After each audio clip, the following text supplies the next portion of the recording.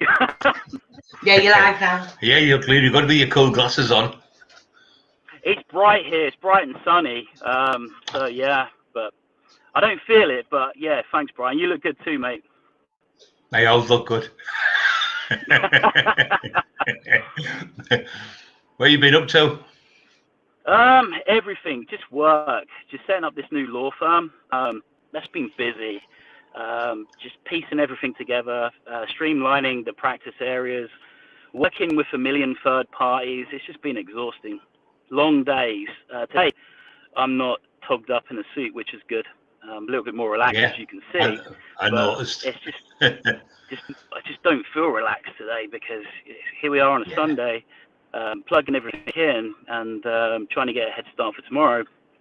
Catching up with friends and family like yourself back home over the weekend as well. Yeah. So at the minute, just don't really feel like I've been able to have 5 minutes to myself. But that's the way things are. Pestering you. Well, I can't think why. The big reveal, which is going to be exciting for everybody. So I'm looking forward to so when you can confirm that, and I think everybody else they're going to enjoy hearing that too. So. Yeah, it's all through you anyway, mate. But we give you a good shout out the other night. I don't know if you've seen Saturday's show. I did see some of it. Yeah, I did see some of that. At the very beginning, he asked me. Yes, Kevin Kilty. He asked me questions. He's going to be asking me questions about murders and shootings and kidnappings. I said I'll have to speak to my barrister David Ashton before I answer any of them questions. Allegedly, right, Brian? Yes, all allegedly. Allegedly. It's always allegedly. I think he invented that word for the gangsters. Yeah. Well, this big reveal, you'll probably get a lot of those kinds of stories coming up, so it's going to be interesting. I think as well for the people who view your podcast, the people who are interested in that genre, I think they're gonna be happy when they hear about who's going to be on. So fingers crossed. Fingers crossed we get that over the finish line. Yeah, we've also got Gary Carroll, the army lad, who's he's coming on next week or so. He's a good, interesting lad. So things are starting to go good. We'll have to get you on, David. You're on now. Yeah, you're on now, but we'll have to get you on. Now. Yeah, we'll get this Fight 100 sorted out. Fight 100. We have got some things in the pipeline that we're going to reveal very shortly. We're hoping to have a full-time weekly podcast with our buddy Ben Dotsey, he's popped up a couple of times in some of the posts that we've made recently. Ben is a consummate professional. He is one of the numero uno boxing journalists in the UK. Somewhat understated as well. When you listen to Ben, I mean, he's very polished. He's a well-educated guy, and there's not many people out there that know more than boxing than Ben. So he's a great guy. We're hoping to have him on as a regular fixture in the build-up to the first event. We're hoping to have we're looking at late summer for a first event, but in the meantime, we're going to continue to pick up some fighters, get some sparring footage together, get them out there in some of our merchandise. Rules and regulations are designed to force, knock out the pace. So when these guys get in, basically what we're doing, and you and Emma have already done this for us, and we're very grateful for this. I know Joey is, as well as Anthony. I was on the phone to them about, an hour ago. And so Joey, Pyle and Anthony, they both appreciate what you've been doing for us. But when all is said and done, the real marketing is really going to come from when we start to release the footage of the sparring and we actually have a date for the event, the first event, because the marketing then should really just take off and answer any questions that are out there for itself. It should be self-explanatory at that point, which is great. But the rules and regulations, basically what we've done with Fight 100 is we've taken the bad bits out of boxing, politics, best fighting best, holding, journeyman, draws, poor judging, and we've taken the poor bits out of MMA, mixed martial arts, and rolling around on the floor, stuff like that, which just isn't really visually pleasing to a lot of fight fans. That's the general feedback that we've been getting. And I urge anybody to go onto YouTube and just look at any big fights in boxing or in MMA and you'll see the same kind of negative comments coming back time again.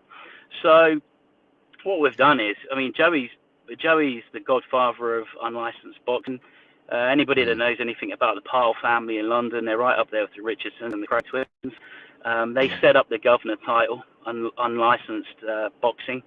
And Joey's dad, Joey Pyle Sr., Big Joe, God rest his soul. I mean, he was the one that instigated and set up the Roy Shaw and Lenny McLean fights. So we do have that lineage as well. So our competitors, they'll be hard pushed, unless you're talking about Frank Warren or, your Eddie Hearns of this world. They'd be hard pushed to be in a position to have that kind of lineage like we do. We do have a natural following socially in London, predominantly because of Joey and Joey's family. And so, I think when we get set up and things get started, it should kick off, and the marketing will do itself, put it that way. Was it hard to change, is it legislation, whatever you call it, the rules? Was it hard to do that? Were you being a barrister, it would be probably easy, wouldn't it? The rules and regulations weren't too difficult. I mean, we've got our own mission. So the licensing body is separate. We don't want to have any, we're not going to have any, what's the word I'm looking for? There's not going to be any underhandedness. We're going to have separation of powers and governing bodies, so there's not going to be any interference. But our rules and regulations, when we set that up, it wasn't too difficult. It's just time consuming to make sure everything's correct. But more than anything, we were designing the rules to force the pace of the fight anyway. So when we're talking about 100 sorry Dave, what is the rules of the fight? What is it? What is the difference? We're going to have 5 100-second rounds. We're going to have a 100-second break in between to allow fighters to recuperate. The point system is going to be designed to force the knockout and basically award the aggressor. If there's going to be any clinching or holding or spoiling or anything like that, you will get penalised. And the fighter's going to know when they go back in between rounds, the fighters are going to know and be notified where they stand.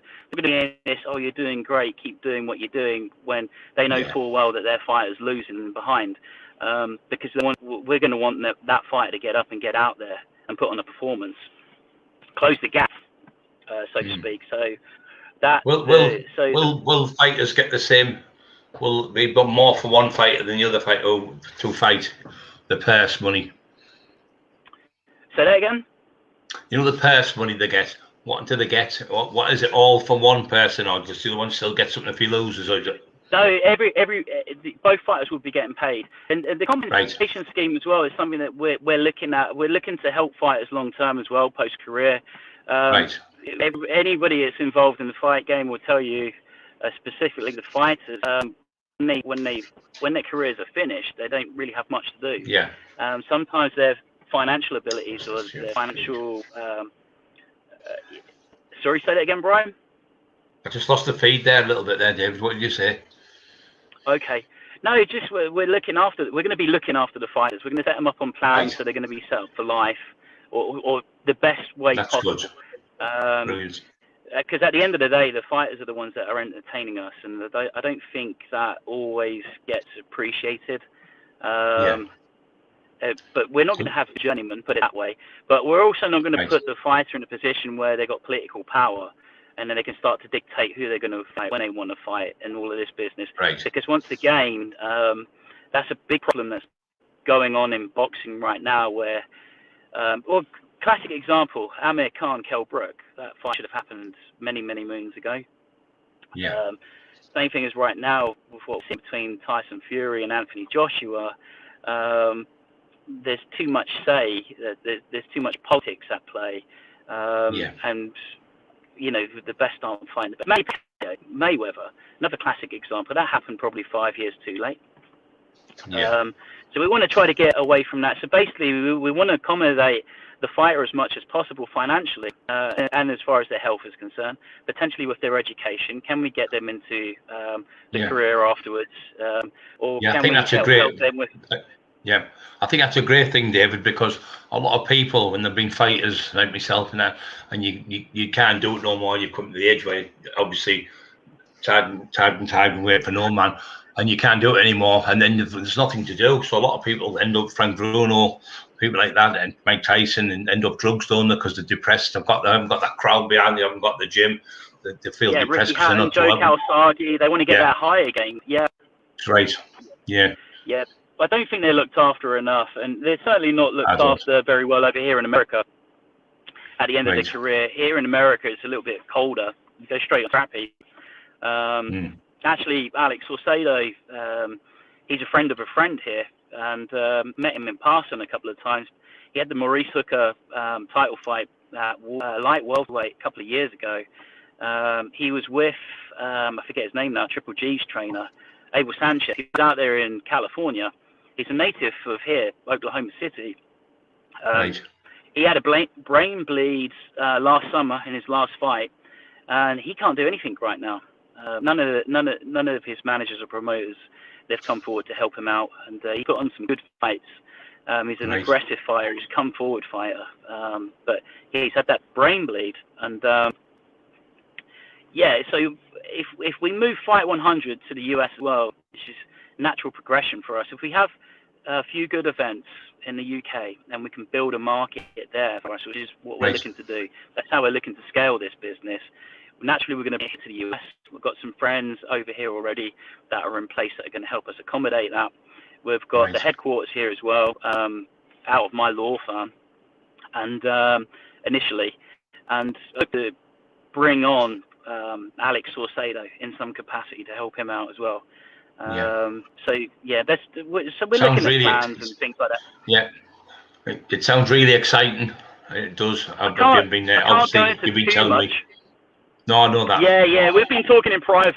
Can't say too much. We want to keep some of what we're going to be doing under wraps at the minute. So we have a big reveal and things like that. But it's going to happen. We know that it's going to happen. Yes. Yeah. Okay, then, David. I think I'll let you go. I know you're busy and you're tired, so have a great day, mate. We love you a bit. We'll speak to you soon. God bless you. Likewise, Brian. Take care. Love and best wishes to you and Emma.